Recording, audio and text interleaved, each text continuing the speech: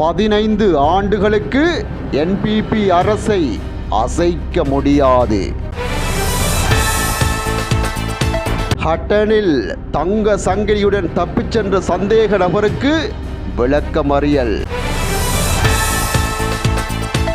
நாடு முழுவதும் நாளை முதல் மீண்டும் மருத்துவர்கள் பணிப்புறக்கணிப்பு. பெரும் நெருக்கடி நிலையால் போலீசாருக்கு வழங்கப்பட்டுள்ள அதிகாரம். அமைச்சர் மக்களிடம் விடுத்துள்ள கோரிக்கை. பாதிரியார் ஒருவரை தாக்கிய சிறப்பு போலீஸ் அதிகாரிகள் உடனடி கைது. இலங்கையின் பிரதமர்கள் வரிசையில் ஹரிணிக்கு மாத்திரமே உள்ள சிறப்பு. கழுத்து வெட்டப்பட்ட நிலையில் பெண்ணின் சடலம் மீட்பு. மர்ம மரணம் குறித்து போலீசார் தீவிர விசாரணை. பௌத்த பிக்குகளுக்கு விசேட அடையாள அட்டை. தமிழர் பகுதியில் நிகழ்ந்த அதிர்ச்சி சம்பவம். 39 லட்சம் ரூபாய் மதிப்பிலான நெல் திருட்டு.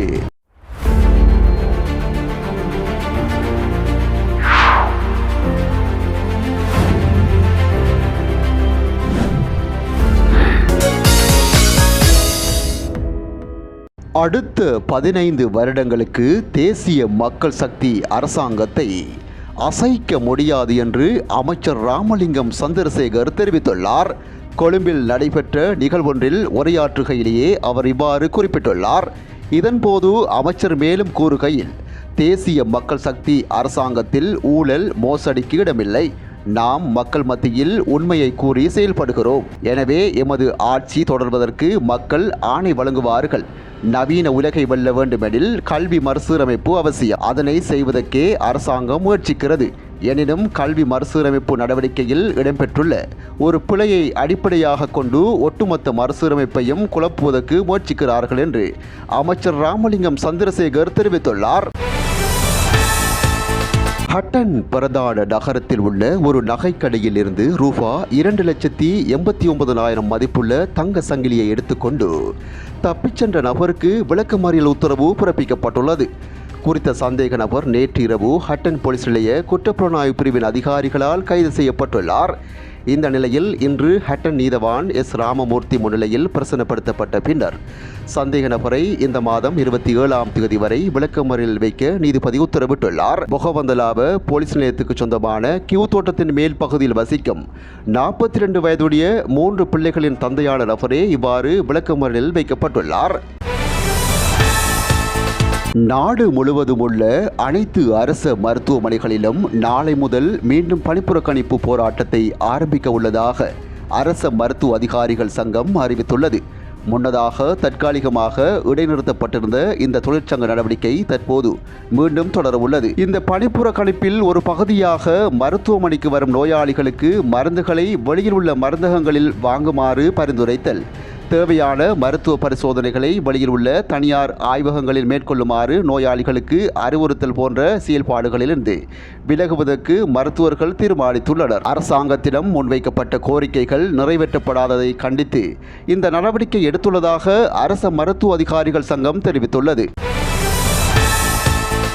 போதைப்பொருள் பயன்படுத்தும் வாகன ஓட்டுநர்களை சீரற்ற முறையில் சோதிக்க போலீசாருக்கு இப்போது சட்டப்பூர்வ அதிகாரம் வழங்கப்பட்டுள்ளதாக அமைச்சர் பிமல் ரத்நாயக்க தெரிவித்துள்ளார். பயணிகளின் பாதுகாப்பை உறுதிப்படுத்துவதற்கான தேசிய திட்டத்தின் வெற்றிக்கு பேருந்து உரிமையாளர்கள், ஓட்டுநர்கள், நடத்துனர்கள் மற்றும் பயணிகள் உள்ளிட்ட மக்கள் பங்களிக்க வேண்டும் எனவும் அவர் கோரிக்கை விடுத்துள்ளார். நாடாளுமன்றத்தில் நடைபெற்ற சிறப்பு ஊடகவியலாளர் சந்திப்பில் வைத்து அவர் இந்த விடயத்தினை குறிப்பிட்டுள்ளார். மேலும் தெரிவிக்கையில், பொது போக்குவரத்தின் பாதுகாப்பை உறுதி செய்வதற்கு தேவையான நடவடிக்கை எடுக்கப்படும். மது மற்றும் போதைப்பொருள் பாவனையால் போக்குவரத்து துறை பெரும் நெருக்கடியை எதிர்கொள்கிறது. போக்குவரத்தின் பாதுகாப்பை உறுதி செய்வதற்காக போதைப்பொருள் பயன்பாட்டை ஒழிப்பது அவசியம். போதைப்பொருள் பயன்படுத்தும் வாகன ஓட்டுநர்களை சீரற்ற முறையில் சோதிக்க போலீசாருக்கு இப்போது சட்டப்பூர்வ அதிகாரம் வழங்கப்பட்டுள்ளது. பொதுமக்கள் மற்றும் ஓட்டுநர்களின் அசாதாரண நடத்தையை கவனித்து கொழும்பில் உள்ள பாஸ்டியன் மாவட்டத்திலிருந்து சோதனைகள் தொடங்கப்பட்டன. அன்று பரிசோதிக்கப்பட்ட 59 பேரில் 10 பேர் போதைப்பொருள் பயன்படுத்தியதாக உறுதிப்படுத்தப்பட்டது ஒரு சிக்கலான சூழ்நிலை. இந்த தொகை 6 1 பங்கு. இது மிகவும் கடுமையான சூழ்நிலை. நூற்றுக்கணக்கான பயணிகளின் உயிருக்கு பொறுப்பு என்பது ஒரு கடுமையான பாதுகாப்பற்ற சூழ்நிலை. பொது பாதுகாப்பு அமைச்சகமும் இதுக்கு தீவிரமாக பங்களித்து வருகிறது என்று அவர் குறிப்பிட்டுள்ளார். கத்தோலிக்க பாதிரியாரை தாக்கிய குற்றச்சாட்டில் கம்பஹா பிரதேச குற்றப்புலனாய்வு திணைக்களத்தின் விசேட மோட்டார் சைக்கிள் போலீஸ் அதிகாரிகள் 6 பேர் இன்று அதிகாலை கைது செய்யப்பட்டுள்ளனர். குறித்த அதிகாரிகள் கம்பஹாவின் அஸ்கிரிய வல்பொல பகுதியில் பணியில் இருந்தபோது மோட்டார் சைக்கிள் ஒன்று தொடர்ந்து சென்று கொண்டிருந்ததாகவும் அங்கு மோட்டார் சைக்கிள் ஓட்டுநர் ஒருவரை துரத்தி சென்று பிடித்ததாகவும் குறிப்பிட்டுள்ளனர். அந்த நேரத்தில் நடந்த ஒரு சம்பவத்தின் அடிப்படையில் இந்த தாக்குதல் நடந்ததாக தெரிவிக்கப்படுகிறது. இலங்கை வரலாற்றில் இதுவரை நியமிக்கப்பட்ட பிரதமர்களிடையே அதிக கல்வி தகமையுடையவர் தற்போதைய பிரதமர் ஹரிணி அமரசூரிய என்று பிரதி அமைச்சர் நாமல் கருணாரத்ன தெரிவித்துள்ளார். நேற்றைய தினம் இடம்பெற்ற நிகழ்வொன்றின் பின்னர் ஊடகங்களுக்கு கருத்து தெரிவிக்கும் போதே அவர் மேற்கண்டவாறு தெரிவித்துள்ளார்.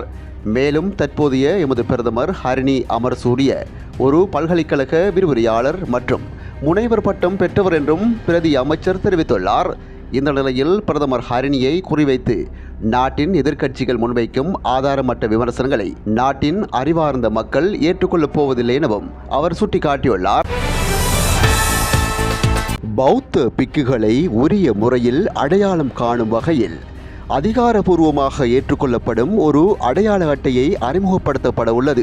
இவ்வாறான ஓர் அடையாள அட்டையை அறிமுகம் செய்வது குறித்து பௌத்த சாசன மத மற்றும் கலாச்சார விவகாரங்கள் அமைச்சு கவனம் செலுத்தி வருவதாக தெரிவிக்கப்படுகிறது. பௌத்த பிக்கு தோற்றம் ஏற்று பௌத்த தர்மத்தை விகாரப்படுத்தும் செயல்கள் தற்போது சமூகத்தில் ஒரு கடுமையான பிரச்சனையாக மாறியுள்ளதாக துணை அமைச்சர் கமகெதர திசாநாயக்க தெரிவித்துள்ளார். மகாஓய பெரகல வனப்பகுதியில் உள்ள ஓடை ஒன்றுக்கு அருகிலிருந்து கழுத்து பகுதியில் வெட்டுக்காயங்களுடன் பெண்ணொருவரின் சடலம் கண்டெடுக்கப்பட்டுள்ளது. இவ்வாறு உயிரிழந்தவர் வராப்பிட்டிய பகுதியைச் சேர்ந்த 46 வயதுடைய பெண் என அடையாளம் காணப்பட்டுள்ளது. குறித்த பெண் நேற்று முன்தினம் கால்நடைகளை கட்டுவதற்கு இந்த வனப்பகுதிக்கு சென்றுள்ளார். அவர் மீண்டும் வீடு திரும்பாத நிலையில் உறவினர்களும் பிரதேச மக்களும் இணைந்து மேற்கொண்ட தேடுதலின் போது இந்த சடலம் கண்டுபிடிக்கப்பட்டுள்ளது. இந்த கொலைக்கான காரணம் என்ன அல்லது கொலையை செய்தவர் யார் என்பது குறித்து இதுவரை எந்த தகவலும் வெளியாகவில்லை. இச்சம்பவம் தொடர்பாக மகாஓய போலீசார் மேலதிக விசாரணைகளை மேற்கொண்டு வருகின்றனர். கிளிநொச்சி திருவையாறு பகுதியில் திருட்டுத்தனமாக நெல் அறுவடை செய்யப்பட்டுள்ளதாக முறைப்பாடு பதிவு செய்யப்பட்டுள்ளது.